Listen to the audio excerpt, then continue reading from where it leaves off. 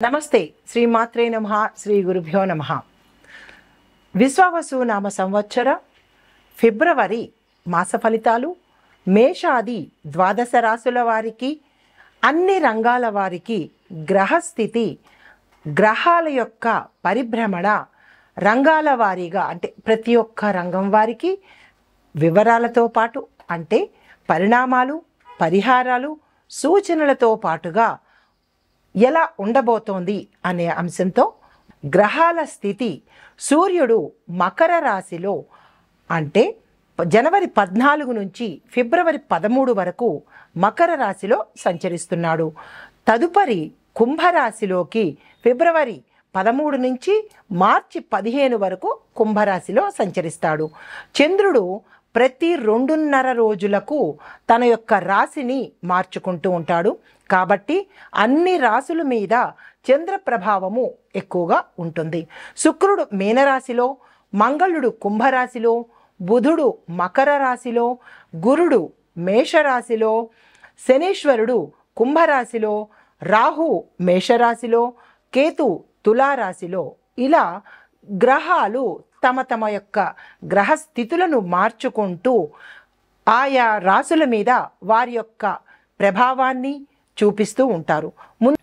ముందుగా సూర్యుడు మకర రాశిలో జనవరి 14 నుంచి ఫిబ్రవరి 13 వరకు సంచారం చేస్తాడు. తదుపరి కుంభరాశిలో ఫిబ్రవరి 14 నుంచి మార్చి 15 వరకు తన సంచారాన్ని చేస్తాడు. తర్వాత చంద్రుడు ప్రతి 2.5 రోజులకు ఒకసారి తన యొక్క రాశిని మారుతూ ఉంటాడు. కాబట్టి ఈ యొక్క చంద్రగ్రహ ఫలితాలు ప్రతి రాశి మీద తన యొక్క ప్రభావాన్ని చూపిస్తాడు. తదుపరి శుక్రుడు మీనరాశిలోను, మంగళుడు కుంభరాశిలోను, బుధుడు మకర రాశిలోను, గురుడు మేషరాశిలోను, శనీశ్వరుడు కుంభరాశిలోను, రాహువు మేషరాశిలోను, కేతు తులారాశిలోను సంచారం చేస్తుంటాడు. తదుపరి కుంభరాశి. ఈ రాశి వారి యొక్క గ్రహస్థితి చూసినట్టయితే శని మీ రాశికి అధిపతి కావడం వల్ల మీ ప్రయత్నాలు కష్టం మీద మాత్రమే అనుకూలించే అవకాశం కనపడుతోంది. ఈ రాశిలో ఉండే విద్యార్థులకు అనుకూలమైన సమయము. మీరు ఏ ప్రయత్నం చేసినా మిశ్రమ ఫలితాలు గోచరిస్తాయి. నిరాశ పడకండి. వినాయకుడికి పూజ చేసుకుని కనుక మీ ప్రయత్నాలు ప్రారంభించినట్టయితే కనుక సానుకూలమైన ఫలితాలు పొందే అవకాశం కనపడుతోంది. ఉద్యోగస్తులకు కొత్త అవకాశాలు వస్తాయి. కొత్త బాధ్యతలు చేపడతారు. తద్వారా కొంత మనశ్శాంతి లోపించే అవకాశము, ఒత్తిడిని ఎదుర్కొనే అవకాశం గోచరిస్తోంది. శుభవార్తలు వింటారు. కొంతమంది ఉద్యోగస్తులకు ఉద్యోగాలు పోయే పరిస్థితి గోచరిస్తోంది. నిరాశ చెందకండి. నిరుద్యోగులకు మళ్ళా ప్రయత్నం చేస్తేనే కానీ మీ యొక్క ఉద్యోగాలు పొందే అవకాశం గోచరించట్లేదు. మళ్ళా తిరిగి ప్రయత్నాలు చేస్తూ ఉండండి. వ్యాపారస్తులకు మీ యొక్క పెట్టుబడుల మీద లాభాలు వస్తాయి. వ్యాపార విస్తరణకు సామాన్యమైన కాలము. తొందరపడి ఏ నిర్ణయాలు తీసుకోకండి. ఏజెన్సీలు కొత్తగా పెట్టాలన్నా, వ్యాపార విస్తరణ చేయాలన్నా, లేదా భాగస్వామ్యం వ్యాపారం మొదలు పెట్టాలన్నా, లేదా కంటిన్యూ చేసేందుకు అంటే దాన్ని మళ్ళా రెన్యూల్ చేసుకోవడానికి కూడా ప్రథమార్థం వదిలేసి ద్వితీయార్థంలో కనుక ఆ ప్రయత్నం చేసినట్టయితే శని భగవానుడి యొక్క తీక్షణత తగ్గి సానుకూలమైన ఫలితాలు వచ్చే అవకాశం కనబడుతోంది.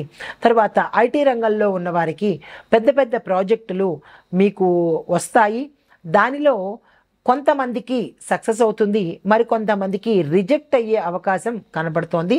జాగ్రత్తగా పరిశీలన చేసుకోండి. రియల్ ఎస్టేట్ రంగంలో ఉన్న వారికి వ్యాపార విస్తరణకు సామాన్యమైన కాలము. ధరను నిర్ణయించాలంటే కనుక పర్యవేక్షకుల, శ్రేయోభిలాషుల యొక్క పరిశీలన మీదనే మీరు ధరలను నిర్ణయించండి. కొంతమంది మధ్యతరగతి వారిని దృష్టిలో పెట్టుకుని ధర నిర్ణయం చేయండి. రియల్ ఎస్టేట్ రంగం వారు ఇటువంటి అంశాలను దృష్టిలో పెట్టుకుని భూమి కొనాలన్నా, ధర నిర్ణయం చేయాలన్నా, వెంచర్స్ విస్తరించాలన్నా ఇటువంటివన్నీ జాగ్రత్తగా పరిశీలన చేసుకోండి. రియల్ ఎస్టేట్ రంగంలో ఉండే మార్కెటింగ్ రంగం పీపుల్కు మాత్రము సామాన్యంగా ఉంటుంది. మీరు టార్గెట్స్ ఫిక్స్ చేసుకునేటప్పుడు ఒకంత ఆలోచించి మీ కాన్ఫిడెన్స్ని లూజ్ అవ్వకుండా అంటే మీ కాన్ఫిడెన్స్ని తగ్గించుకోకుండా మీరు టార్గెట్స్ని కనుక ఏర్పాటు చేసుకున్నట్టయితే కొంత సామాన్యమైన ఫలితాలు వచ్చే అవకాశము, ఒక 10 మంది కొంటారు అని అనుకున్నప్పుడు ఒక ముగ్గురైనా కొనుక్కునే అవకాశం కనపడుతోంది. కాబట్టి ఆ అంశాలను మీరు బేరీజు వేసుకుని జాగ్రత్తగా టార్గెట్స్ను ఫిక్స్ చేసుకోండి. కళారంగంలో ఉన్న వారికి సామాన్యమైన ఫలితాలతో పాటు కొంతమందికి నిరాశ ఎదురయ్యే అవకాశం కనపడుతోంది. నిర్మాతలు పెట్టుబడుల జోలికి వెళ్ళకండి. తర్వాత డైరెక్టర్లు కొత్త ప్రాజెక్ట్స్ని తీసుకోకుండా, ఒకవేళ తప్పనిసరి తీసుకోవాలన్నా కానీ చక్కగా విని అది ఎలా ఉంది ఏమిటి అనే అంశాన్ని పరిశీలన చేసుకొని ఆ కాంట్రాక్ట్ మీద ఒప్పందం తీసుకోండి. తర్వాత స్త్రీలకు చూసినట్టయితే కనుక ఈ రాశిలో ఉండే స్త్రీలు ప్రతి రంగంలో ఉన్నవారికి మిశ్రమమైన ఫలితాలు గోచరిస్తున్నాయి. ఆరోగ్యపరంగా అస్సలు బాలేదు, జాగ్రత్తలు తీసుకోండి. ఆరోగ్యం పట్ల శ్రద్ధ వహించండి. కొంతమందికి మనసుకు సంబంధించి, కాలేయానికి సంబంధించి, కొంతమందికి గర్భసంచికి సంబంధించి రుగ్మతలు సమస్యలు వచ్చే అవకాశం కనపడుతోంది. డాక్టర్ పర్యవేక్షణ తప్పనిసరి. కొంతమందికి వాహన ప్రమాదాలు కూడా ఈ కుంభరాశిలో ఉండేవారికి, స్త్రీలు కావచ్చు పురుషులు కావచ్చు, వాహన ప్రమాదాలు గోచరిస్తున్నాయి. బయటికి వెళ్ళేటప్పుడు జాగ్రత్తలు తీసుకోండి.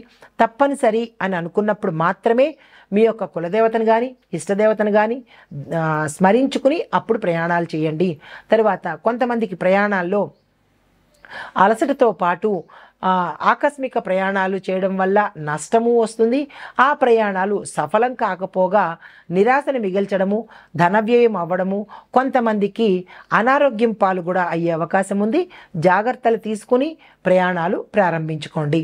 అయితే కొంతమందికి ఈ రాశిలో ఉండేవారు వివాహం కోసం కానీ లేదా సంతానం కోసం కానీ ప్రయత్నాలు చేసేవారు మీ యొక్క గ్రహస్థితులు పరిశీలన చేసుకుని కనుక చెప్పినట్టయితే మంచి ఫలితాలు పొందే అవకాశం గోచరిస్తోంది. తొందరపడి ఏ నిర్ణయాలు తీసుకోకండి. సానుకూలమైన ఫలితాలు పొందాలి అంటే చిన్న చిన్న పరిహారాలు చేసుకుంటే కనుక సానుకూలమైన ఫలితాలు పొందే అవకాశము. ఆ పరిహారాలు ప్రతి మంగళవారము హనుమంతుడి ఆలయానికి వెళ్ళి మీ యొక్క కష్టమైన కోరికని కానీ, మీ యొక్క పెండింగ్లో ఉన్న పని కానీ, మీ సంకల్పాన్ని కానీ స్వామివారికి నివేదించుకుని 5 ప్రదక్షిణాలు చేసి 5 పచ్చని అరటిపళ్లను స్వామివారికి నివేదన చేసినట్టయితే కనుక ఒకంత శనిగ్రహ సంబంధిత దోషాలు పోయడం కానీ లేదా కష్టాలు తీరడం కానీ జరిగే అవకాశము ఒక్క హనుమంతుడు మాత్రమే ఇవ్వగలడు. కాబట్టి ఆ స్వామివారి దర్శనం తప్పనిసరిగా చేసుకోండి. దానితో పాటుగా ఏమైనా ధాన్యాలు అంటే పప్పు ధాన్యాలు కావచ్చు, లేదా అంటే మీకు నల్ల నువ్వులు ఉంటాయి కదా, ఆ నల్ల నువ్వులు కేజింపావు దానం చేసుకోండి. లేదా ఆహారానికి సంబంధించినటువంటివి పేదవారికి అంటే స్వయం పాకం అని చెప్తారు. అంటే అందులో పప్పు, ఉప్పు, బియ్యము, ఆకుకూరలు ఇలాగ కొన్ని ఐటమ్స్ తినేందుకు సరిపడా ఐటమ్స్ని ఒక ప్యాకేజీ లాగా కట్టుకొని అది ఒక 5 మందికి కనుక మీరు దానం చేసినట్టయితే కూడా మీ జాతకంలో ఉండే దోషాలను పోగొట్టుకున్న వాళ్ళు అవుతారు. సానుకూలమైన ఫలితాలను మనం పొందడానికి అవకాశం కనపడుతుంది. ఈ పరిహారాలు గోచార రీత్యా చెప్పదగినవే కానీ వ్యక్తిగత పరిశీలన చేయించుకుంటేనే కానీ మీ యొక్క జాతకంలో ఎటువంటి దోషాలు ఉన్నాయి, ఏ పరిహారాలు చేసుకోవాలి అనే అంశాన్ని పరిశీలన చేయించుకోండి. ఇవి ప్రత్యేకంగా నాకే వర్తిస్తాయి అనే భ్రమను మాత్రం మీరు పెట్టుకోకండి. ఇది గోచార రీత్యా అందరికీ సంబంధించింది. ఇది పేరు పేరున చెప్పిన పరిశీలన కావు కాబట్టి అది మీరు దృష్టిలో పెట్టుకుని మీ జాతక పరిశీలన చేయించుకోవాల్సిందిగా ప్రత్యేక సూచన.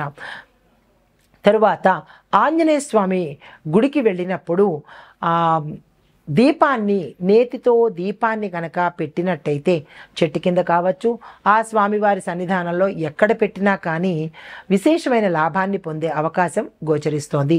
ఇది ఈ రాశి వారికి చెప్పదగిన పరిహారాలు, సూచనలు. నమస్తే.